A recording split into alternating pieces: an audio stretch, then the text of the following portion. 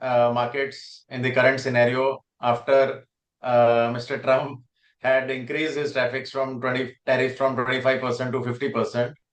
And so we will understand about its implications, on the markets and mutual fund investments, which sectors are going to, benefit and which sectors are going to have a negative effect.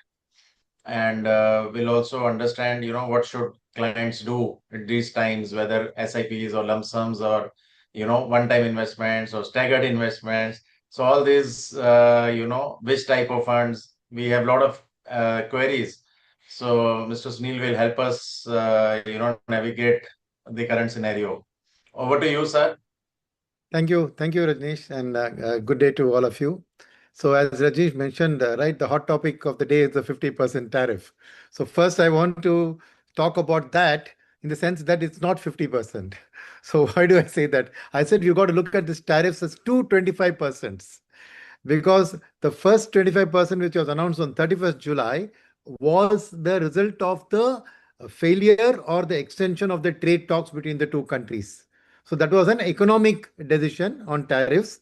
And the hope was that the US team was to visit on the 23rd of August for another round, and that it would get resolved and the 25 may settle at closer to 18 or 20, wherever our competitors are. So that was the basis on which that happened. And knowing Mr. Trump, what he had done with Japan, where again he had announced unilaterally a 25% tariff, and then after the trade talks, it came down to 15%. So while the news of 25% was a shock because we thought the talks were going well, knowing Mr. Trump's actions, and there's, in fact, the memes have framed a word for this called taco. Trump always chickens out.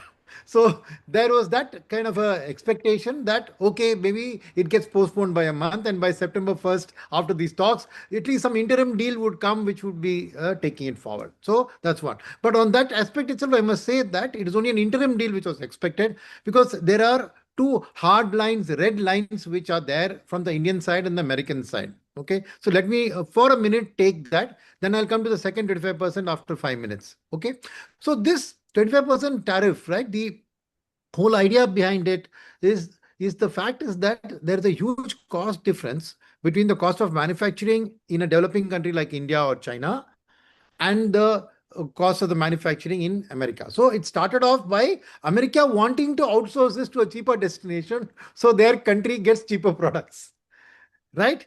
But what happened was the difference in the cost, which is roughly $30 per hour in the US and about, it's at $4.25 in China and about $1.50 in India.